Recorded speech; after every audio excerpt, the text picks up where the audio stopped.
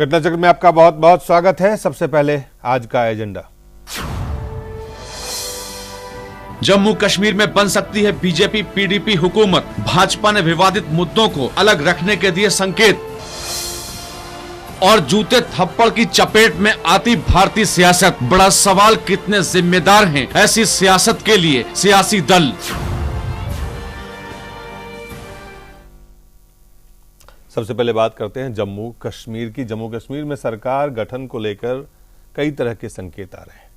जो महत्वपूर्ण और अहम संकेत है कि बीजेपी और पीडीपी की जम्मू कश्मीर में सरकार बन सकती है। खास करके ये इसलिए महत्वपूर्ण है कि केंद्रीय मंत्री और पार्टी के भाजपा के वरिष्ठ नेता अरुण जेटली जी ने जो बात कही उसे संकेत के तौर पर देखा जा रहा है कि पार्टी जो है विवादित मुद्दों को अलग रख सकती है। तीन पहलुओं की बात उन्होंने की। उन्होंने कहा संप्रभुता, सुशासन और क्षेत्रीय संतुलन को ध्यान में रखकर अगर कोई सरकार बन जाती है तो वो इस बात पे विचार कर लेंगे कि उन्हें विचारधारा छोड़े बगैर क्या बोलना है और क्या नहीं। उन्होंने ये भी कहा कि उन उम्मीद करते हैं कि सरकार के गठन की प्रक्रिया में शामिल पार्टियां एकमत होगी और कश्मीर में सरकार बनाने के एक बड़े मकसद के लिए हम उस दिशा में काम करेंगे। इसका क्या मतलब है, क्या इशारा है, क्या संकेत है, इस पर हम चर्चा करेंगे। हमारे साथ भारतीय जनता पार्टी के रमेश रतन जी हैं, बहुत बहुत स्वागत है। हमारे साथ जम्मू कश्मीर पैंथर्स पार्टी के प्रोफेसर भीम सिंह साहब हैं, बहुत बहुत स्वागत है आपका। और हमारे साथ हरकेश बहादुर जी हैं, वरिष्ठ राजनेता और साथ ही साथ राजनीतिक जो मुद्दे हैं, खास करके जो राष्ट्रीय ऐसे मुद्दे हैं जिन पर उनकी नज़र रहती है, इसलिए हमने उनको आमंत्रित किया है। हमारे साथ वरिष्ठ पत्रकार आलोक कुमार जी हैं, बहुत बहुत स्वागत है। रमेश रतन जी, आपसे शुरुआत करते हैं कि कितनी गुंजाइश है कि जो आपके बुनियादी जो ऐसे मुद्दे हैं उसको आप दरकिनार करके जम्मू कश्मीर में सरकार बनाने की तरफ आगे बढ़ेंगे। जो बात जेटली जी ने कहा है उसमें दम है? नहीं, बिल्कुल दम है। बिल्कुल दम है। तो इसका मतलब ये है कि आप वहाँ सरकार बनाने के लिए जो आपके बुनियादी जो ऐसे विचार विवादित मुद्दे जिसे लोग कहते हैं आपके लिए बुनियादी मुद्दे हैं, आपके लिए वैचारिक मुद्दे हैं, उस पर आप कुछ दिनों के लिए तो उसको ठंडे बस्ते में डाल सकते हैं। देखिए, कुछ दिनों के लिए ठंडे बस्ते या ये सब चीज़ों का कोई मतलब नहीं है जी। सबसे बड़ी चीज़ ये है कि वहाँ के जो हालात हैं जी, वहाँ की जो जेटली जी ने कहा है कि संप्रभुता और सुशासन और जो क्षेत्रीय जो संतुलन है जी, कश्मीरियत रहे। और कश्मीरियत रहने के लिए जो वहाँ जो एक्चुअल जिस टाइप से मैंडेट जो जनता ने दिया है जी, उसका सम्मान करते हुए सरकार एक मजबूत सरकार बने, वहाँ के हितों को सर्वोपरि रखते हुए बने।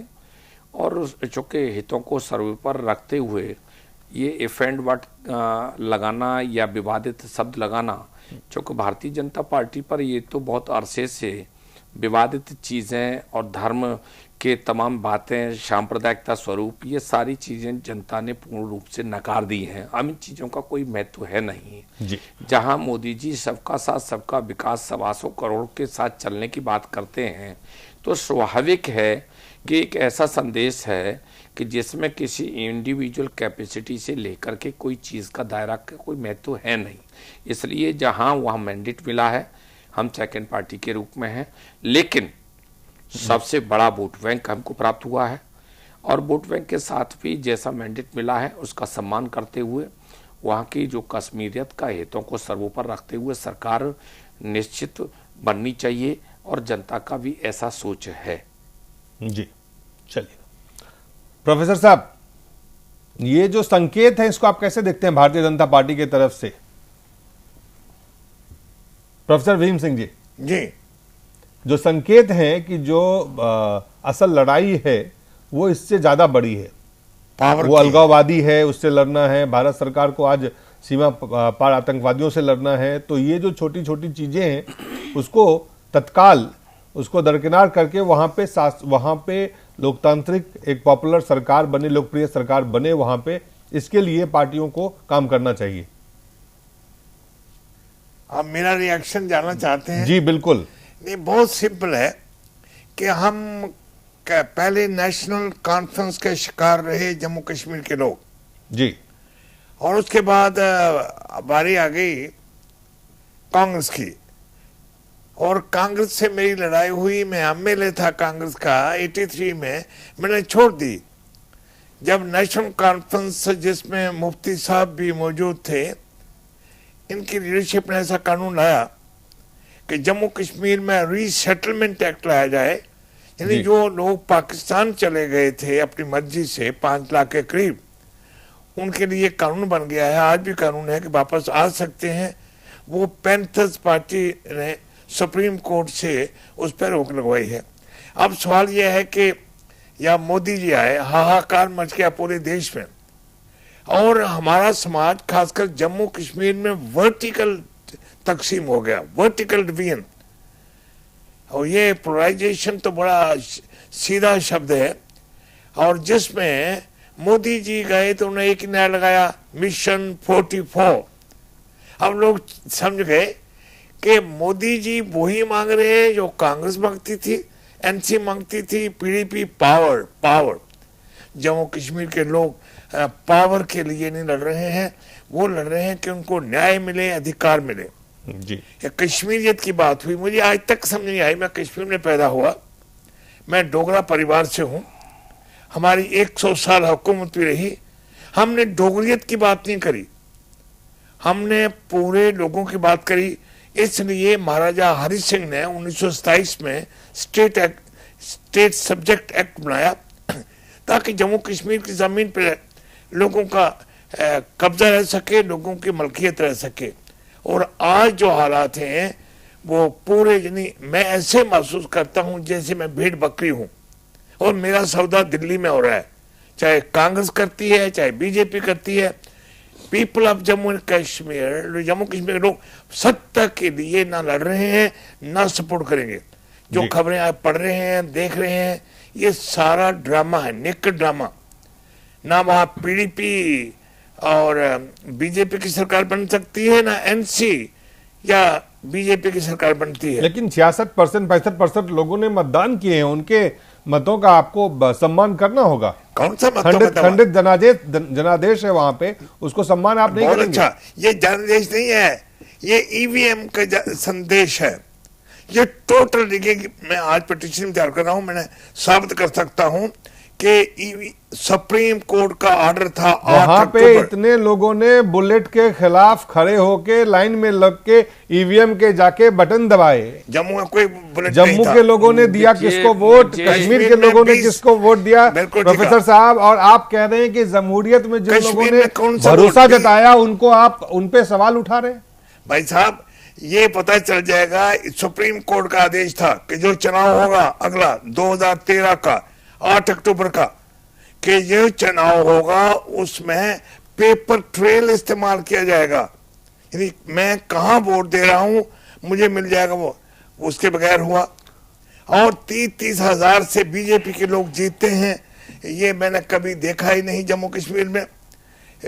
और यहां कांग्रेस को 20-20 हजार जिस कंस्टिट्यूएंसी से मिले थे आज 1200 मिल रहे हैं। तो ये कमाल तो ईवीएम का है, वो पता चल जाएगा 6 महीने में। चलिए, मुझे लगता है ये हालांकि हमारे बहस का हमारा जो चर्चा का विषय था। Professor Bhim Singh ji being advocate, चूंकि मैं भी जो है लीडर नहीं, मैं भी प्लीडर हूँ, और उनका शायद वो चेहरे से पहचान नहीं रहे, रमेश रतन को चेहरे से हमारे कमजोर भाई हो गए हैं। मैं भी उनका पुराना बहुत साथी हूँ, लेकिन मुझे ताज्जुब है कि वो ईवीएम को लेकर के 2013 के आर्डर को एग्जीक्यूट उनकी पुरानी जो है कांग्रेस नहीं कर पाई, और 2014 को मिशन को जो है पूरा मोदी जी को कर लेने दिया। और मुझे आश्चर्य है कि हमारे प्रोफेसर भीम सिंह जी आए दिन ऐसे सिस्टम को लेकर के सुप्रीम कोर्ट में जाने का, लेकिन हमारा बहस का मुद्दा वो नहीं है, इसलिए मैं उस पर नहीं जाना चाहूंगा। जो सवाल है सरकार गठन को लेकर आलोक जी, उस पर अगर हम चर्चा करें, जो बात आज संकेत दिए हैं, हालांकि उन्होंने ये भी बहुत साफ कहा है कि अपने रुख को, अपने विचार को, अपने जो वैचारिक स्थिति है उसको कोई भी पार्टी नहीं छोड़ती है। राजनीतिक दलों के लिए अपने वैचारिक रुखों को छोड़ना बहुत मुश्किल होता है। क्या पीडीपी या एनसी से अपने रुखों को छोड़ने की उम्मीद कोई कर सकते हैं? ये जेटली साहब ने पूछा, क्या संकेत आप देख रहे हैं इसमें? देखिए, जो दिलीप जी साफ दिख रहा है कि वहां पीडीपी और बीजेपी सरकार बनाने जा रही है आज की मुलाकात के बाद। जी। जो भारतीय जनता पार्टी ने अपने तमाम नेताओं को मिलाकर कहा है, राम माधव उसमें मौजूद थे जो लगातार निगोशिएटर के रूप में वहां सक्रिय रहे हैं। तो ये दिख रहा है, ये तस्वीर उभरती दिख रही है, लेकिन इसमें देर हो रहा है, ये ऐतराज का मसला है। भीम सिंह जी का जो सवाल जो आ रहा है, देर की वजह से आ रहा है। 12 दिन बीत चुके हैं और 13 दिन हो गए, 13वां दिन में हम लोग बात कर रहे हैं इस पर, तो 13 दिन बीत चुके हैं और ये अच्छी बात नहीं है। जब आपने कहा कि ये लंबी कतारें जो लगी थी और आतंकवादियों के गोलियों के खिलाफ लगी थी कि बुलेट के सहारे हम जवाब देंगे, और उनको ख्याल करना चाहिए था, उनकी कुर्बानियों का ख्याल करना चाहिए था। कई सरपंच मारे गए हैं इस चुनाव के बाद, तो मतदान हुआ है, फेयर हुआ है, सब हुआ है, लेकिन इसके बावजूद जो सियासत का एक जो वसूल है जिसके तहत आपको सरकार चलानी है, वहां के लोगों को सुशासन का बोध कराना है, जिसकी बात आप कर रहे हैं, इस पर जल्दी फैसला लिया जाना चाहिए। नहीं तो ये स्थिति वही है, मैं आंकड़ों के हिसाब से देख रहा था कि 47,172 लोगों ने वहां नोटा का बटन दबाया है। तो क्या ये 13 दिन तक उनकी क्यों चल रही है जो नोटा दबाया है? जिन्होंने 66% लोगों ने जो मतदान किया है, जो उस प्रोसेस में आए हैं, उनकी भी तो चलनी चाहिए। और ये रिजॉल्व यहाँ केंद्र सरकार में बैठे लोगों को जितनी जल्दी हो सके उतनी जल्दी कर लेनी चाहिए।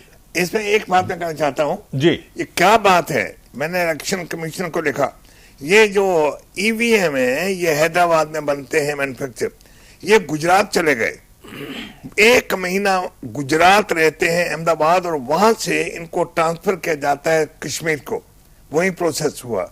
ये मामला छूटा नहीं है, ऑन रिकॉर्ड है। इलेक्शन कमीशन ने मेरे खत पर जवाब दिया कि इनको हम ले गए थे प्रोसेस करने के लिए, क्योंकि पहले गुजरात में इस्तेमाल हुए थे। नंबर 1, जब कोई जवाब प्रोफेसर भीम सिंह जी, मेरा रिक्वेस्ट है, अगर आप मेरा रिक्वेस्ट है, चूंकि अगर आप चाहें तो मैं इस पे चर्चा अलग से करवा लूंगा। मैं जो स्टेक होल्डर्स है मैं उनको बुला सकता हूं, मैं आमंत्रित कर सकता हूं कि ईवीएम मशीन जो है उसके साथ टेम्परिंग हुआ संभव है नहीं है, इस पे चर्चा अलग से किया जा सकता है। आज जो हमारा विषय है, आज जो हमारा विषय है वो है जम्मू कश्मीर में सरकार के गठन को लेकर, कि क्या जम्मू कश्मीर के लोगों ने, जिन्होंने यकीन लोकतंत्र में किया, भरोसा किया, उनको एक लोकप्रिय सरकार मिलना चाहिए, और वो मिल रहा है। पीडीपी और बीजेपी वो सरकार दे रही है या नहीं दे रही है? चलो ये बात मान ली जाए, मान ली जाए कि 25 इनके हैं, 28 उनके हैं, 15 उनके, ये बात भी मान लेते हैं एक मिनट के लिए जी। तो मुझे ये बताइए कि 25 हैं जम्मू प्रदेश में, और बीजेपी ने लोगों को कहा है कि 370 धारा को हम खत्म करवाएंगे जी, हम अन्याय खत्म करवाएंगे जी, और उसके लिए सरकार बनाना जरूरी है। और पीडीपी ने कश्मीर में कहा हम पाकिस्तानी करेंसी यहां लाएंगे, हम आर्मी को यहां से निकालेंगे। शब्द ये हुआ कि आर्मी के कानून को वहां से खत्म करेंगे। आप मुझे बताइए, कंट्राडिक्टरी मैनिफेस्टोज हैं जी। इन एक गवर्नर, आप गवर्नर हो, आप गवर्नमेंट बनाएंगे स्टेबल हो, जो हार्मोनी पैदा कर सकती हो जी। क्या आप एक हार्मोनियस स्टेबल गवर्नमेंट जी बना सकते हैं? यहाँ भेड़ और भेड़िया एक ही किश्ती में दरियाए चनाब या झेलम क्रॉस करना चाहेंगे, कर सकेंगे आप? ये मुमकिन नहीं है। आप अगले हफ्ते फिर बुलाना, फिर देखना।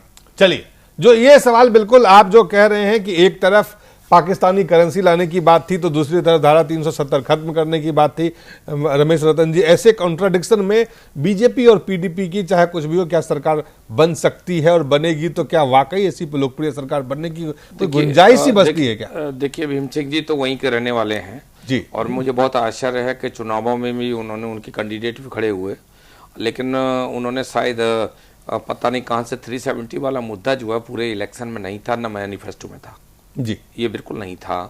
और चुनाव में चूंकि जो मुद्दा, जो चीज़ है, आज भी अगर सरकार बनती है तो उसमें हमारा मिनिमम प्रोग्राम होगा, और मिनिमम प्रोग्राम के तहत ही जो है सिस्टम के मुताबिक सरकारें चलेंगी। तो आप कह रहे हैं आपके तरफ से एजेंडा में ही नहीं था, चुनावी घोषणा पत्र में ही आपने 370 को अलग रखा। 370 इलेक्शन के किसी उसमें जो है न सभा में न कहीं जो है ये चीज मैनिफेस्टो में भी उस दरमियान 370 को नहीं कहा गया। दूसरी चीज एक और है कि 370 में, चूंकि प्रोफेसर भीम सिंह जी स्वयं एडवोकेट हैं, 370 आर्टिकल दिलीप सिंह जी, ये जो कॉन्स्टिट्यूशन का है, ये डिबेट करके किसी अगर होता तो कांग्रेस को भी अगर सिस्टम जो है इसी रटपट पर उठा करके इनको भी कुछ भी करने का, ये सिस्टम जो है प्रोसेस है, प्रोसेस को खाली जो है डिबेट में या किसी चौराहे पर खड़े होकर के या मंच के भाषण से जो है इस आर्टिकल को समाप्त नहीं किया सकता। एक प्रोसेस है, उस प्रोसेस को सिस्टम जो है लेकर के सारा सिस्टम होगा। अब खाली हमें उसको डिबेट का मुद्दा बना लें और बिना किसी अननेसेसरी, कोई मतलब नहीं है।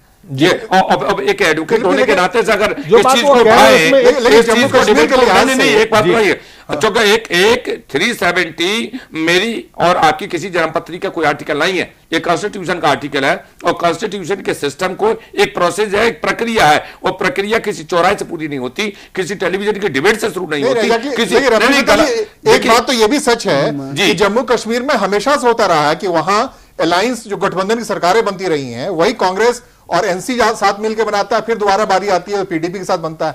तो वहां जिस ढंग का जनादेश आता है, ऐसा जनादेश आता है। और सबके अगर मैनिफेस्टो उठा के देखेंगे तो अपने पे चुनाव लड़ने के अलग अलग एजेंडे थे, उसके तहत उन्होंने वोट मांगे थे और सरकार चलाने लेकिन की ये जब बात भी वो बारी कह आई रहे है, हैं कि उन्होंने 370 को ना एजेंडा में, ना घोषणा पत्र में, बिल्कुल नहीं, भीम सिंह जी बैठे हैं ना, बता दीजिए अगर उन्होंने स्टार्ट रखा कब ही हुआ। नहीं। तो ऐसे मुद्दों को वो पहले ही अलग किनारे करके रख रख चुके थे, किनारे रख चुके नहीं, थे। ये बात ही मान लिया जाए। ये हकीकत नहीं है कि भारत की पार्लियामेंट के मेंबर बैठे हुए हैं हमारे पास, क्या इंडियन पार्लियामेंट यानी संसद जो है हमारा, इसका बनाया हुआ कानून जम्मू कश्मीर में लागू हो सकता है? इसका जवाब चाहता हूं मैं बीजेपी से, शाह साहब से भी, मोदी ये तो साहब पता से। है, ये और ये हमारे लिए बहुत मुश्किल है। हम कैसे जम्मू के लोग या राष्ट्रवादी जो लोग हैं कश्मीर में हैं, लद्दाख में हैं, वो चाहते हैं कि हिंदुस्तान का बनाया हुआ कानून, मैं हिंदुस्तान इस्तेमाल कर रहा हूं क्योंकि मैं आज तक इंडियन नहीं हूं। आपका कॉन्स्टिट्यूशन मुझ पर लागू नहीं है, आपका झंडा मेरे यहाँ नहीं चलता है, मेरा झंडा अलग है। जम्मू कश्मीर के संविधान अलग है और उसमें कोई मानव अधिकार है नहीं। ये बात किसी ने सोची? जी, ये किसी, आप लोग यहाँ बुलाते हैं, हम ये कहते हैं ये तो पूर्वत बात है, कोई नई बात नहीं है। आप चाहते हैं हम गुलाम ही रहे? नहीं, ये पूर्वत बात है और आप भी पहले भी थे। झंडा और डंडा और कॉन्स्टिट्यूशन के सिस्टम को एग्जीक्यूट करने के लिए वो सारी चीजों के प्रोसेस को आज जहां चलिए एक बार हरकेश जी से भी लेते हैं उनकी राय, उनकी पूरी जो कुछ है आवश्यकता, अभी जो जरूरत है हरकेश जी, वहां पे एक पॉपुलर लोकप्रिय लोगों ने सब कुछ देखिए दरकिनार करके वहां वोट 13 दिन हो गए हैं, ये खंडित संसद में जनादेश हमारे है। पूर्ववर्ती वक्ताओं ने जी और आपने भी जितने सवाल खड़े खड़े किए। किए, उसमें एक बहुत मौलिक सवाल है कि देश की राजनीति में सिद्धांतों का क्या महत्व है। नहीं, यहाँ पे उसमें लोकतंत्र आता निकलता है। मेरा दूसरा सवाल नहीं, है मैं कि मैं आ रहा हूं, आपके जी, उस पॉइंट पर आ रहा हूं। जी। मुझे आने दीजिए। जी जी देश की राजनीति में सिद्धांतों का महत्व विभिन्न कारणों से धीरे धीरे या तो समाप्त हो रहा है या समाप्त हो गया है। क्यों इसको ऐसा क्यों नहीं देखा जा नहीं, सकता है? मैं आपसे मैं आ रहा हूं, एक उसी सवाल पर खाली आप पूछना नहीं चाहता हूं। पूछ- आप बाद में पूछिएगा, नहीं, पूरी बात सुनिए। एक सवाल मैं यहाँ पूछना चाहता हूं कि उन विचारों को छोड़ के एक बृहद कोई बड़े कारण के वजह वही तो से मैं आ रहा हूं ना उस जी, पॉइंट पर। मैं जी। वो है क्यों आखिर ऐसा हो रहा है। जी एक तो आप कह सकते हैं कि ऐसा इसलिए हो रहा है कि निपट सत्ता के लिए प्रयास हो रहे हैं सबके द्वारा, सारी पार्टियों के द्वारा, नेताओं के द्वारा। पहले ऐसा भी देखा गया था कि छोटे छोटे डिफरेंसेज पर सरकारें गिर जाया करती थी। अभी आज के 30 साल पहले अगर जाइएगा तो ऐसे बहुत उदाहरण आपको मिलेंगे। जी और नेताओं ने बिल्कुल कंप्रोमाइज नहीं किया, जी और वो भी बड़े बड़े नेता थे सारे लोग, और उन्होंने बिल्कुल तमाम सरकारें गिरी, संवित सरकार बनी, ये हुआ वो हुआ, बहुत सारे लोग उसमें सब भी विचारधारा के लोग भी रहे, सब कुछ हुआ, लेकिन सरकारें उसके बाद कई ऐसी चीजें हुई, उसके उदाहरण उसमें नहीं जाना चाहता डिटेल में। जी तो अब जो है ये हो गया है कि सत्ता चाहिए, लेकिन इसको जरा पीछे रख करके बात करते हैं, क्योंकि हम दूसरे पॉइंट से जस्टिफाई करते हैं। कई बार वो सही भी होता है, जैसे परिस्थितियां भी ऐसी होती हैं जिससे समझौते करने पड़ते हैं। ऐसी कई परिस्थितियां होती हैं। कई बार तो कुछ दानवी शक्तियों को हटाने के लिए भी आपको समझौते करने पड़ते हैं, सिद्धांतों को थोड़ी देर के लिए अलग रख करके। केवल एक कश्मीर की बात नहीं, हम पूरे देश की राजनीति में किसी भी सूबे में यही परिस्थिति पैदा हो सकती है। जी दूसरा कि एक व्यवस्था देने के लिए, एक अस्थायित्व प्रदान करने के लिए भी आपको समझौता करना पड़ता है। और कई बार ये होता है, जैसा कि आपने कहा कि 66% लोगों ने वोट किया, वो लोकतंत्र के लिए वोट किए, मैंडेट तो फ्रैक्चर्ड आया, लेकिन आखिर उसमें भी जनता तो यही न चाहेगी कि जब हमने जिनको वोट दिया है वो सरकार बनाए, रिस्क लेकर के जाके हमने वोट दिया। तमाम बाइकाट की बातें थी, तमाम धमकियां थी, कुछ लोग मारे भी गए, कई सरपंच वगैरह भी मारे गए। बिल्कुल। इन परिस्थितियों में भी अगर इतनी भारी संख्या में लोगों ने जाके वोट दिया, तो ये सारे पॉलिटिकल पार्टीज का उत्तरदायित्व होता है कि उस जनादेश का कहीं न कहीं आदर करें और कोई न कोई एक व्यवस्था दें, कोई न कोई अस्थायित्व दें। यह भी एक कारण, एक जेन्युइन कारण है जी, जिसके लिए कि आपको थोड़ी देर के लिए अपने सिद्धांतों को किनारे रखना पड़ सकता है। जी। तो ये स्थिति ये भी होती है कि बहुत से लोग आजकल अपने व्यक्तिगत हितों के लिए सिद्धांतों के साथ समझौता करते रहते हैं, लेकिन कश्मीर की स्थिति बिल्कुल एक अलग है। हम उसमें नहीं जाएंगे, व्यक्तिगत हितों का इसमें समावेश कम है। सत्ता के लिए ही सत्ता चाहिए, ये पॉइंट आप किसी % तक आप मान भी सकते हैं, लेकिन मूल रूप से इसमें ये बात है कि जब इतना बड़ा जनादेश मिला है और खंडित जनादेश मिला, और खंडित जनादेश मिला है जी, तो पॉलिटिकल पार्टीज की कहीं कहीं जिम्मेदारी बनती है कि जिनके सिद्धांतों में थोड़ी भी एकरूपता या समानता कहीं से आ या सकती है, समानता नहीं भी है तो भी अगर कुछ अपनी बातों को छोड़ करके एक नया रास्ता बना के एक नई सरकार दें जो कि अस्थायित्व दे, वहाँ का विकास करे, वहाँ के लोगों की भावनाओं का आदर करते हुए उनकी सुख समृद्धि के लिए काम करे, तो ऐसा कुछ अगर बनता है तो बनना चाहिए। उसका भी एक प्रयोग हो, उसको देखा जाए। और ये प्रयोग पहले भी हो चुके हैं। जब वीपी सिंह की सरकार बनी तो भारतीय जनता पार्टी और जो वामदल थे दोनों के समर्थन से सरकारें बनी थी, जबकि जी इसी में आप लोगों ने 2 सवाल और उठाए। ईवीएम वाली जो बात है, ईवीएम का मामला तो अलग है, कभी आप बहस करिएगा तो उसको अलग से उस पर बहस करेंगे। लेकिन 370 की बात जो आप कह रहे हैं, 370 वाला मामला ऐसा है कि कोई भी पॉलिटिकल पार्टी, ठीक है भाजपा का तो रहा ही है, लेकिन कोई भी पॉलिटिकल पार्टी बिना बहुमत पाए वहां की असेंबली में 370 पर कोई फाइनल डिसीजन नहीं कर सकती, क्योंकि जैसा भीम सिंह जी ने कहा उनका एक अलग संविधान भी है। उसके हिसाब से वहां की असेंबली को भी कुछ प्रस्ताव पास करने पड़ेंगे, तभी भी हिंदुस्तान के पार्लियामेंट नहीं है। अगर असेंबली का कोई भी रोल नहीं है, ये मामला बिल्कुल ये सेंट्रल एक्ट है। नहीं, मैं इस चीज को ऐसा है, नहीं देखिए, सेंट्रल एक्ट में भी एक प्रॉब्लम है। इसको भीम सिंह जी समाप्त करेंगे तो ये अच्छी बात नहीं। विदाउट असेंबली के you have right to interfere in any state जो है। नो बिल्कुल नहीं है। वहां भी एक प्रॉब्लम। कहां ले जा रहे हैं आप प्रोसेस को? सेंटर में जो कहां ले जा रहे हैं जो परिस्थिति है, एक्ट ऑफ पार्लियामेंट है। अगर ये संवैधानिक संशोधन करना पड़ेगा, 1950 इस पे अलग से चर्चा कर लेंगे कि संवैधानिक अगर संवैधानिक संशोधन करना पड़ेगा तो 2/3 जिम्मेदारी होना चाहिए इसके समर्थन में कि हटाया जाए, जो कि आज के लोकसभा में भी नहीं हो पाएगा और उसको प्रदर्शन करने की जरूरत है। अलग से हो जाएगी, लेकिन इस पर जो किस बात पे हम जो बात कर रहे हैं उसको एक सवाल पॉलिटिकल लाइन पर मत जाइए जरा। Very small question. अभी प्रधानमंत्री ने, हमारे प्रधानमंत्री जी ने पाकिस्तान के प्रधानमंत्री से बात करना बंद कर दी, क्योंकि पाकिस्तान का हाई कमीशन जो था उसने मुलाकात कर दी हुर्रियत से। एक नेपाल में जाके हमारे प्रधानमंत्री ने हाथ मिलाने तक गवारा नहीं किया नवाज शरीफ के खिलाफ। अब 2 दिन पहले मुफ्ती जी ने उसी हुर्रियत कॉन्फ्रेंस के लीडरों को घर में बुलाया, खाना दिया, और उनसे बीजेपी किस मुंह से बात करेगी? मैं मोदी जी से पूछना चाहता हूं कि 2 स्टैंडर्ड क्यों?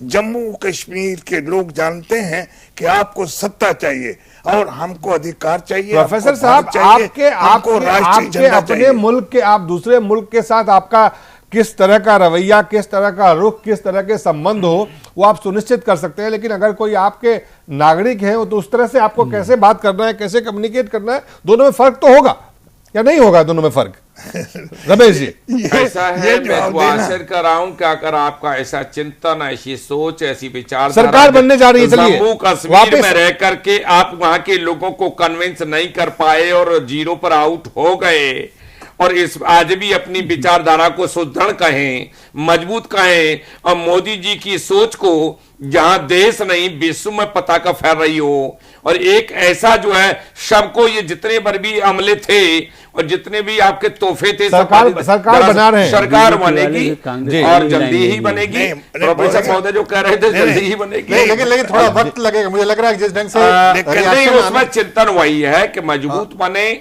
और जो सकारात्मक जो सोच है उन पहलुओं को लेकर। दिलीप जी, लेकिन एक बात मैं ऐसा मानता हूं कि भारतीय जनता पार्टी की ओर से ही देर हो रहा है पूरे मामले में। नहीं, आप शुरू से देखिए, एनसी और पीडीपी दोनों तैयार थी, वन साइड नहीं होता, उसमें शर्तें एक तरफा नहीं हो सकती। जिस वक्त पीडीपी की जो शर्तें हैं वो भी उसको भी दरकिनार करना चाहूंगा।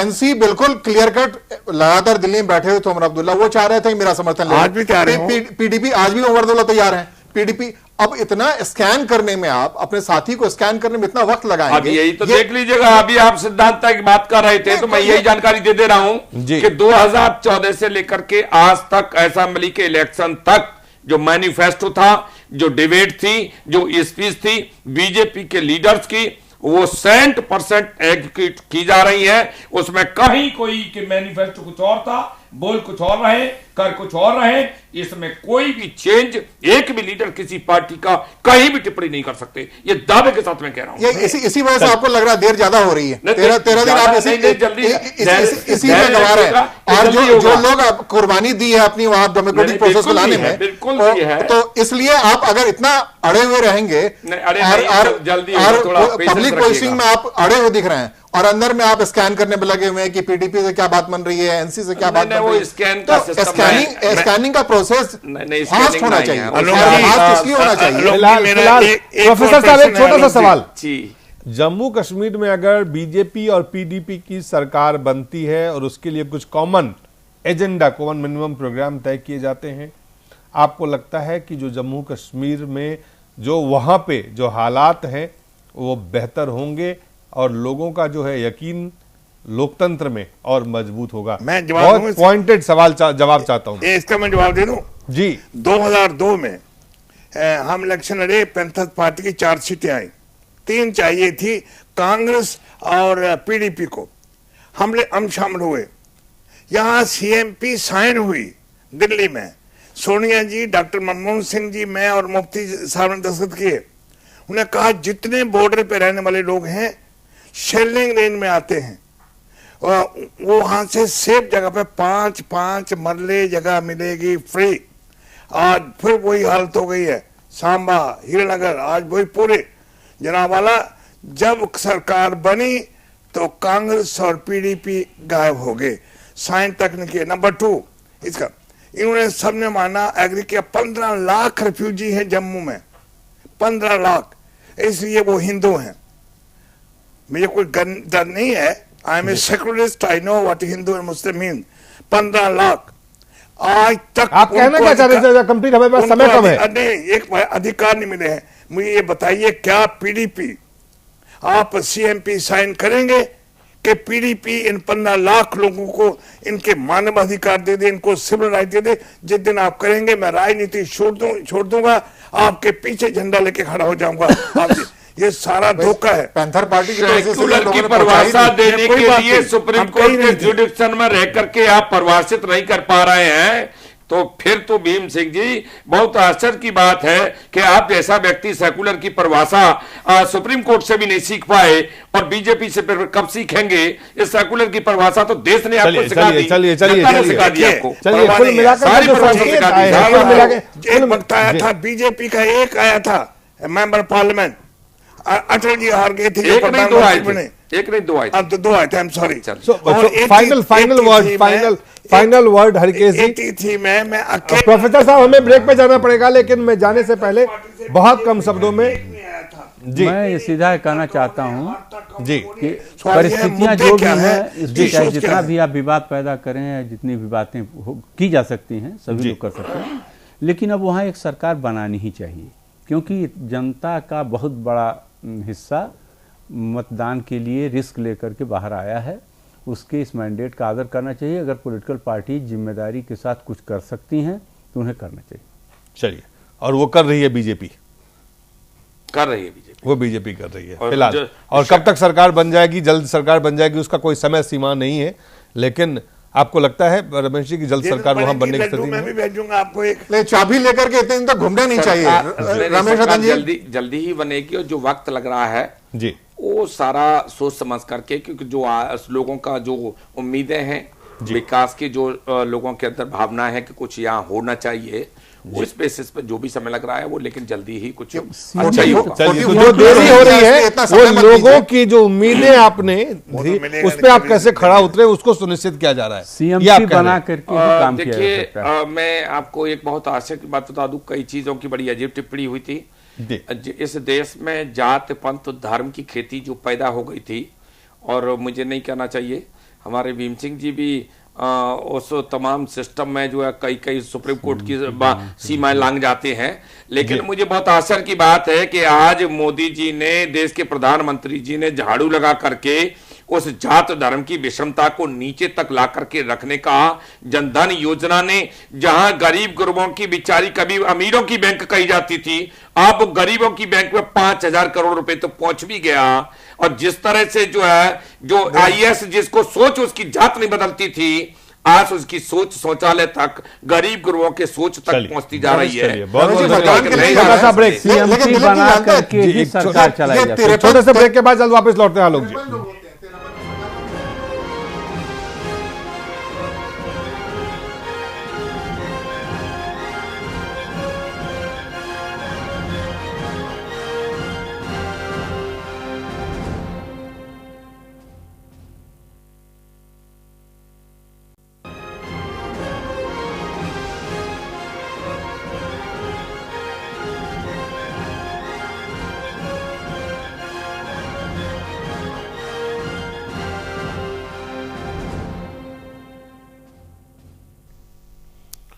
और आप बात करते हैं सियासत में जूते और थप्पड़ की अहमियत है तो नहीं, लेकिन जिस तरह से कुछ घटनाएं लगातार बढ़ती जा रही हैं, और बिहार के मुख्यमंत्री हों, फिर ममता बनर्जी के भतीजे हों, उनको हो, फिर मुशर्रफ साहब हो लंदन में, या फिर कर्नाटक के पूर्व मुख्यमंत्री येदियुरप्पा हों, फिर 2009 में तत्कालीन प्रधानमंत्री उस समय के डॉक्टर मनमोहन सिंह पे जूता उछाला गया, उसके साथ ही तत्कालीन गृह मंत्री पी चिदम्बरम पे जूता उछाला गया, शरद पवार को थप्पड़, अरविंद केजरीवाल के साथ साथ कई ऐसे लगातार।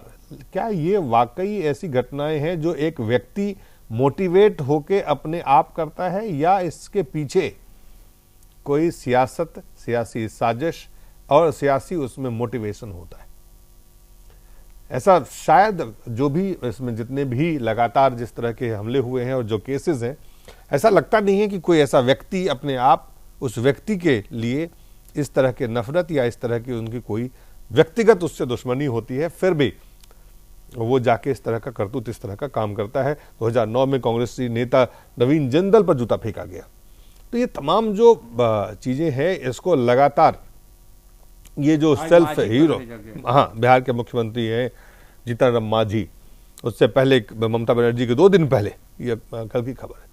कुल मिलाकर के इसको कैसे देखते हैं आलोक जी, है क्या ये आप एक और मिसाल आप ले लीजिए दिलीप जी, जैसे सुब्रत राय सहारा जेल जा रहे थे और काली फौज स्याही उड़ेल दिया गया उनके सिर पे, चेहरे पे। तो ये 2 बाबा रामदेव पे स्याही, हाँ। और आप उसे देखेंगे 2 पहलू, एक जॉर्ज बुश की मामले में मुतज़िर ज़ियादी हैं, उन्होंने फेंका था और शोहरत पाई थी, लेकिन शोहरत के साथ साथ उनमें गुस्सा काम कर रहा था, जिस ढंग से इराक वार को लेकर के परेशानी थी वहां पर। आप इसी ढंग से जर्नैल सिंह जो 15 अगस्त 2014 को लुधियाना में पंजाब के मुख्यमंत्री प्रकाश सिंह बादल पे कुछ पत्रकार मित्र जैसे जर्नैल सिंह पत्रकार होने के नाते एंट्री पाया उन्होंने कांग्रेस ब्रीफिंग में, और वहां चिदम्बरम पे चला। तो एक गुस्सा है कुछ जगहों पे, लेकिन ज्यादातर जगहों पर यह शोहरत का शॉर्टकट है दिलीप जी, और ये इसलिए इसकी घृणा भर्त्सना होनी चाहिए, इससे दूर आना चाहिए। एक शख्स कितनी लंबी मेहनत करता है अपने शोहरत को पाने के लिए। हम इस वक्त जिस मुद्दे पे बहस कर रहे हैं वो है जो जूता, एग्जैक्टली। और आप उसको जाकर के उस बड़े मकाम तक पहुंचे हुए व्यक्ति को, थोड़ी देर के लिए मिसाल ले लीजिए, इसको और जोड़ लीजिए, महात्मा गांधी को गोली मार करके गोडसे जो जिंदगी में कुछ काम नहीं किया होगा, कुछ भी नहीं किया होगा, ये जो हमारा जो ये चल रहा है उसमें गलतियां हैं, उसको अगर ठीक करें कि जो हमारा मुद्दा है, हम जिस मुद्दे पे काम बताएं। मैं ये कह रहा हूं कि जैसे नाथुराम गोडसे, उसने उस शख्स ने जिंदगी में क्या काम किया किसी को पता नहीं, उसका अगर पूरी जिंदगी का निकाल लें आप तो ऐसा कोई योगदान नहीं है, लेकिन महात्मा गांधी पे जो उसने किया, तो अब जब भी गांधी का नाम लिया जाता है तो गोडसे का नाम आ जाता है, राम का नाम लिया जाता है, रावण का कहीं से उछल के चला आता है। तो ये जो एक प्रसिद्धि पाए हुए इंसान पर आता है, वहां शैतान तो आएगा ही नहीं। मैं ये कह रहा हूं कि एक प्रसिद्धि पाए हुए व्यक्ति को आप जब चोट पहुंचाते हैं तो ऑटोमेटिकली आप शोहरत पा लेते हैं। एक तो ये नजरिया हुआ सीधा सीधी। दूसरा पहलू जो बड़ा महत्वपूर्ण पहलू है कि आज जैसे मांझी साहब पे, जीतन मांझी पे फेंका गया जूता। 2 दिन पहले एक फिल्मी सितारा हीरोइन है, उस पे स्टेज पे चढ़ के किसी ने थप्पड़ मार दी। तो उसके बारे में बाद में पता लगा, पुलिस कन्वेंशन उसने स्वीकार किया कि मुझे दबंग 3 जो सीरीज आ रहा था उसमें उसने एश्योर किया था कि तुम मारो, मैं शोहरत में आऊंगी और फिर उसको हम, हाँ, तो इसके पीछे एक और एंगल है, उसको हम भुना पाएंगे। तो एक पहलू ये भी है, अभिषेक बनर्जी जो कि ये ममता बनर्जी के भतीजे हैं, अब उनको थप्पड़ मारने से पहले सिक्योरिटी वालों ने जिस ढंग से घेरा, या फिर अरविंद केजरीवाल की कहानी लेने, अब पूरे दिल्ली में एक पोस्टर पड़ा हुआ है ये पब्लिक हाँ, कि जिन जिन ने उस पर हमला किया उसको उन्होंने नवाजा है, कोई ना कोई पद दिया, कहीं ना कहीं से टिकट दे दिया, कुछ ना कुछ दिया। तो ये स्ट्रेटेजी का हिस्सा बन गया है। इस जलालत के लिए लोग तैयार हो गए हैं सियासत के तौर पे कि मुझे जलील करो और हिस्से में तुम शोहरत पालो। एक ये नजरिया है। दूसरा नजरिया लोगों का गुस्सा है, और इस गुस्सा को अगर पॉजिटिव वे में वो ले जाएं और उस शोहरत को एक शोहरत के नजरिए से पेश आ करके वहां तक पहुंचने की कोशिश करें, ये भावना भरी जानी चाहिए। और ये साइकेट्रिक प्रॉब्लम है कि आप किसी को जाकर के एक शॉर्टकट अपना लेते हैं और वहां, तो ये मनोवैज्ञानिक कमजोरी है इंसान की। इस कमजोरी को दूर करने की अलग विधा है, लेकिन दूसरी तरफ जो सियासत के नजरिए से आप देख रहे हैं तो उसमें कहीं ना कहीं वो भी लैकुना है दिलीप जी, जिसको मैं देखता हूं। तो विश्लेषण ठीक करके और इसका इलाज निकलना चाहिए। जी प्रोफेसर भीम सिंह जी ना, ये जूता और मैं जो ये आपसे थप्पड़ कहूं जी कि बेसिक्स, मैंने पूरी दुनिया को ट्रैवल किया 5 साल मोटरसाइकिल पे। 120 मुल्क जो है 140 बन चुके हैं जी। कोई लोग हमारी भाषा में जाते थे लेकिन कहते इंडिया, हिंदी, दौड़ते वो आते आपसे लिपट जाते। यानी हिंदुस्तान का इतना बड़ा नाम है। आज भी, कल भी था, अब मैं बात कर रहा हूँ 20 साल पहले की। सबसे बड़ी जो हमारे देश में खामी आई है, हमने एंग्लो अमेरिकन कल्चर को अपना लिया है। हमारी एजुकेशन प्रणाली बदल गई है। हमारे एथिकल जो एथिक्स हैं वो कौन नहीं होते, ना माँ बाप पढ़ाते हैं ना स्कूल में पढ़ाते हैं। अब वो कंप्यूटर हैं, मशीनें हैं, फेसबुक हैं, ट्विटर हैं। इसलिए ये जाना पड़ेगा, we have to go back, कि लोग वृक्ष के नीचे पढ़ते थे और वो कितने ज्ञान था, कितनी महानता थी, कितनी डेप्थ थी। जितने रामायण लिखा होगा, महाभारत लिखा होगा, we can not forget that. इसलिए सबसे चीज ये है कि हमने अपना एजुकेशन सिस्टम को बदला है।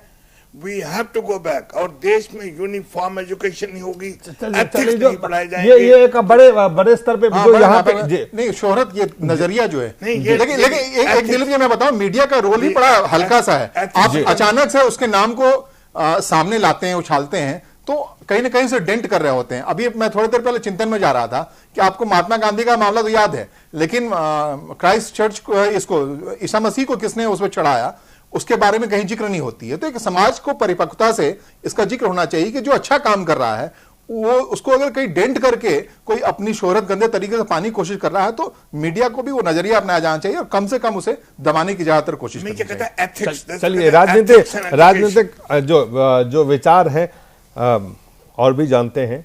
कुल मिला के हरिकेश जी, ये जो पूरी चीजें, जिस तरह से घटनाएं हो रही हैं, एक के बाद इसकी शुरुआत होती है जॉर्ज बुश से, और फिर उसके बाद पूरी दुनिया में और भारत में कुछ ज्यादा फैला है, मुझे लगता है ज्यादा हुआ, क्योंकि और भारत में सियासी जो लोग हैं उनके ऊपर बुश के बाद तो शायद चिदम्बरम पर ही फेंका गया था जी, और उसके बाद तो बहुत सारे लोगों पर फेंका गया। आज तो मांझी पर फेंका गया, शरद पवार को किसी ने थप्पड़ मारा, कल ममता बनर्जी के भतीजे जो MP हैं उसको किसी ने मारा। ये सब चीजें हो रही हैं।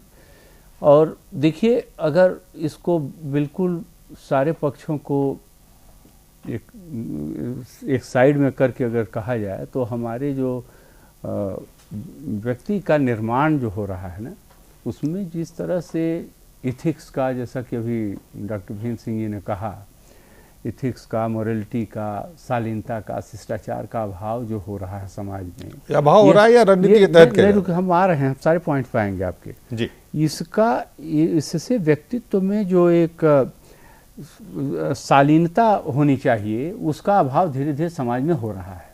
और उसकी अभिव्यक्ति इस प्रकार से हो रही है क्योंकि लोग बहुत सारे कारणों से निराश हैं। निराशा भी इसका एक बहुत बड़ा कारण है। बहुत से लोग दूसरे विचारों से असहमत हैं, तो असहमति को भी इस तरह से व्यक्त कर रहे हैं। यद्यपि होना नहीं चाहिए, अगर शालीनता और शिष्टाचार होता तो तरीके ये नहीं होते, जी। गुस्सा है, किसी बात से लोग नाराज हैं, कोई नाराज है कि ये काम ये व्यक्ति ठीक नहीं कर रहा है इसलिए उस पर हमला कर रहा है। एक साजिश भी हो सकती है, कुछ लोग मिलकर के इसकी साजिश कर रहे हैं, कुछ लोग उकसा रहे हैं कुछ लोगों को कि जा करके ऐसा कर दो। जैसे कि अभी नाथूराम गोडसे वाली भी बात आई तो उसमें साजिश, उकसावा, कुछ गुस्सा, असहमति, निराशा, सब कुछ उसमें बात थी। कुछ लोग खुद कराते हैं अपनी प्रसिद्धि के लिए, कुछ लोग खुद करते हैं अपनी प्रसिद्धि के लिए, तो प्रसिद्धि भी एक है। तो ये कुल मिलाकर के टोटलिटी में आप कहिए कि एक सामाजिक विकृति का एक अनूठा प्रयोग इस समय शुरू हुआ है, जिसका कम से कम लोकतंत्र में इसकी निंदा होनी चाहिए, भर्त्सना होनी चाहिए। इसके लिए कोई जगह है नहीं। आज मान लीजिए जूता चला रहे हैं, थप्पड़ चला रहे हैं, कल को अगर उस पर बम चलाने लगें, गोली चलाने लगें, तो इसको आप क्या कहेंगे? आखिर ये प्रक्रिया तो इसी रास्ते से तो आगे बढ़ती है जी। इसलिए ऐसी चीज़ों को रोकना भी चाहिए और साथ साथ जिन लोगों के ऊपर होता है उन लोगों के बारे में भी पूरा समाज ही विचार करे, वो खुद भी अपने पर विचार करें उन लोगों के साथ ऐसा होता क्यों है। जी। कई लोग सत्ता पाकर के इतने दंभ में आ जाते हैं कि उनको खुद ही नैतिकता और अनैतिकता के बीच में कोई फर्क नहीं दिखाई देता, अच्छाई बुराई के विचार में के बारे में कोई फर्क नहीं दिखाई देता। ऐसे ऐसे काम करने लगते हैं जिससे लोगों में इतना गुस्सा पैदा हो जाता है, जिससे कि वो, यद्यपि मैं इसे जस्टिफाई नहीं करूंगा, मैं तो उसको कह रहा हूं कि अब इसकी निंदा होनी चाहिए, लेकिन हमारे समाज के विभिन्न वर्गों में आई हुई जो नैतिक क्षरण की स्थिति है वो राजनीति में तो बहुत स्पष्ट रूप से दिखाई देती है और ज़्यादातर ये घटना राजनीतिज्ञों के ही साथ हो रही है। तो इसका मतलब यह है कि राजनीति में जो नैतिक मूल्यों का क्षरण हो रहा है उसको भी रोका जाना चाहिए। लोगों में त्याग और बलिदान की जो भावना थी, जिसे गांधी जी ने खास तौर से और हिंदुस्तान की आज़ादी के आंदोलन में जिस चीज़ को मुख्य रूप से प्रकाशित किया गया था, आज उसी का अभाव चारों ओर दिखाई दे रहा है। उसका भी तो एक परिणति है, लेकिन हमको एक ऐसे समाज का निर्माण करना है जिसमें कम से कम लोकतांत्रिक मर्यादाएं कायम रहें और इस तरह की घटनाएं ना हों। रमेश जी, इसके पीछे क्या जो राजनीतिक मोटिवेशन होता है, पॉलिटिकल मोटिवेशन, चाहे वो मोटिवेटर कोई और हो चाहे पार्टी हो, ये जरूर काम करता है। देखिए, मोटिवेशन इनसाइड हो आउटसाइड हो है, बोथ इनसाइडर एंड आउटसाइडर है 110% जी।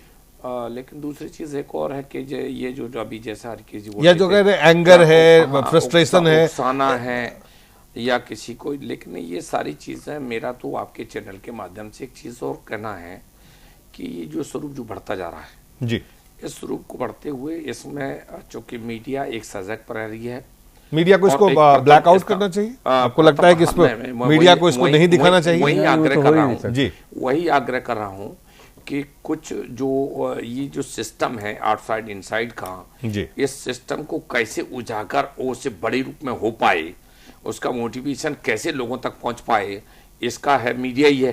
तो इसलिए ऐसी चीज़ों को मीडिया के लोग भी अगर इसके प्रयास को, इन सब चीज़ों को निंदा करने के साथ साथ दबाने का प्रयास हो तो ये थोड़ा अच्छा रहेगा। लेकिन क्योंकि आगे इसका रूप बढ़ता जा रहा है, ये अति निंदनीय है और बहुत सोचनीय भी है। इसको जरूर, इसके लिए समाज के प्रत्येक, चाहे तो वो कोई क्षेत्र में कोई साइड हो, खास करके आपको लगता है कि राजनीतिक दलों को इसमें इनिशिएट करके कि ऐसे लोग, चाहे वो किसी पार्टी के हों, किसी संगठन को हो, उनको किसी भी तरह की उनको जिसको कहते हैं ना उनको वैधानिकता जिसको कहते हैं प्रदान करने की कोशिश की कई बार, अच्छा उसको किसी परोक्ष रूप से और प्रत्यक्ष रूप से उनको एक तरह से प्रोत्साहित करने का भी काम किया गया है, ऐसा देखा गया है कई केस। हम एक बात इसमें बताएं, देखिए ऐसी चीज़ों को, समाज में बहुत सारे तरह की बुराइयां हैं और बढ़ती चली जा रही हैं और कुछ सामाजिक समस्याएं भी हैं जी। हम 3 तरह के लोगों को विशेष रूप से आग्रह करेंगे या उनसे अनुरोध करेंगे कि वो इस पर अपनी बातें जनता के बीच में जाकर के कहें, क्योंकि जनता के बीच वो हमेशा जाते हैं और कहते रहते हैं, कुछ तो कहते ही हैं वो। तो उसमें इन चीज़ों पर भी, जैसे सामाजिक सुधार की जो बातें हैं, इस तरह की जो घटनाएं हैं, इन पर समाज सुधारकों को, धर्म गुरुओं को, राजनीतिज्ञों को, सबको सामाजिक रूप से बोलना चाहिए। जैसे वर्तमान प्रधानमंत्री के बारे में एक बात मैं कहूँगा कि इन्होंने कुछ सवाल ऐसे उठाए हैं और ये बहुत ज़रूरी है। पहले भी जो बड़े लीडर्स थे, जवाहरलाल नेहरू वगैरह, ऐसी चीज़ों के बारे में बोला करते थे कि समाज के अंदर जो बुराइयां हैं उसको दूर करने का काम खाली कानून से नहीं हुआ करता है, इसके लिए समाज के अंदर एक जागृति पैदा करने की बात होती है। और ये नेताओं की, जो सबसे बड़े नेता, उनकी तो सबसे बड़ी जिम्मेदारी है कि जनता से कहें। अगर मान लीजिए थोड़ी देर के लिए कहते हैं किसी मंच से कोई बड़ा नेता कि हर जगह पान खा करके थूक देना, प्लेटफार्म पर थूकना, सड़क पर थूकना, ये अच्छी बात नहीं है, तो ये बात कहनी चाहिए, इसमें झिझकना नहीं चाहिए। ये बातें हमने देखा पुराने बड़े नेता कहते थे, गांधी जी की भी इस तरह की लाइन थी, स्वच्छता सफाई वगैरह की जवाहरलाल जी करते थे और भी कई नेताओं ने किया। इंदिरा जी के बारे में आपको बताऊं, एक मिनट सुन लीजिए। कहीं रास्ते में वो जा रही थी, उन्होंने देखा कि टैप खुला हुआ है और पानी गिर रहा है, वो गाड़ी रोक के उतर के जाकर उन्होंने टैप को बंद किया। इससे एक मैसेज जाता है जी। एक बिजली का पंखा कहीं चल रहा था, उन्होंने उसको बंद किया। तो इस तरह की चीजें जब राजनीतिज्ञ भी करते हैं तो इसका बहुत बड़ा व्यापक स्तर पर असर पड़ता है। न इस वर्तमान प्रधानमंत्री ने भी ऐसे कई चीजों के सवाल उठाए हैं, ये बल्कि हम समझते हैं कि सराहनीय है, ऐसा करना चाहिए। लेकिन इस व्यक्ति के बिहार की अगर बात करें, ये आम आदमी पार्टी के जो छात्र इकाई से भी जुड़ा रहा है, इनके पिता भी आम आदमी पार्टी से जुड़े रहे हैं। इन्होंने मुख्यमंत्री को बताया भी नहीं, और ये जनता दरबार था जहां पे ये उन्होंने जूते उछाले थे। अब ऐसे में जो राजनेता है, जो मुख्यमंत्री हैं, जिनको जोड़ना होता है, जो ये काम करते हैं, तो क्या लगता है आपको कि राजनेताओं के लिए अब जब लोगों से मिलना हो या मुख्यमंत्री के लिए, अधिकारियों के लिए ये कठिन, बहुत कठिन। और मुख्यमंत्री का एक बयान आया है दिलीप जी इस पे, उसमें उन्होंने कहा है कि सुरक्षा चूक है जी, और इसके लिए सुरक्षा का अलर्ट होना चाहिए। लेकिन एक और बात, अभी तो अब सुरक्षा के लिए आप जूता सब कुछ खुलवा के कपड़ा, हरिकेश जी सकारात्मक बात कर रहे थे राजनीति के बारे में, लेकिन पिछले दिनों आप एक रिकॉर्ड उठा के देखेंगे, जीतन राम मांझी जो मुख्यमंत्री हैं, वो लगातार उल्टे बयान देकर के शोहरत पाने की स्थिति में पहुंचे हुए हैं, और वो मर्यादित बातें नहीं कर रहे हैं। वहां बैठ के अगर वो शराब पीने वाले की पैरवी कर रहे हैं किसी तरह से, अगर वो इस बात की पैरवी कर रहे हैं कि उनका दामाद उनके यहाँ पिए है तो उनका पारिवारिक सदस्य नहीं है, अगर वो लगातार ऐसी उल्टी धारणाओं को जो सियासतदानों को संजीदा होने की वजह से नहीं कहना चाहिए, और लगातार ऐसा कुछ कर रहे हैं, वो ऐसा कह रहे हैं, जैसे नक्सलवाद को जस्टिफाई कर रहे थे कल के बयान से, तो ऐसे कई मसले हैं जिसमें राजनेताओं से संजीदगी की उम्मीद की जाती है, और संजीदा होंगे तभी वो बेहतर समाज का निर्माण कर पाएंगे। अभी सकारात्मक पक्ष हरिकेश जी बता रहे थे कि नेता ऐसा कर रहे हैं, लेकिन जीतन राम मांझी के विषय में जब आप ऐसा जिक्र करते हैं तो ऐसी बातें निकल के आती है। यही हाल अभिषेक बनर्जी का है, उनके एरोगेंस को लेकर के पूरे पश्चिम बंगाल में एक बड़ा गुस्सा सा है कि वो लेकिन आप, ये तमाम चीजें जायज हो सकती है अपने जगह पे, लेकिन उसका जो ये जो तरीका अपनाया जा रहा है, बिल्कुल इस तरीके को हर स्तर पे हर तरह से इसको रोकने की अगर कोशिश नहीं होगी तो इसका एक जो विभत्स चेहरा लोगों के सामने आ रहा है कि आप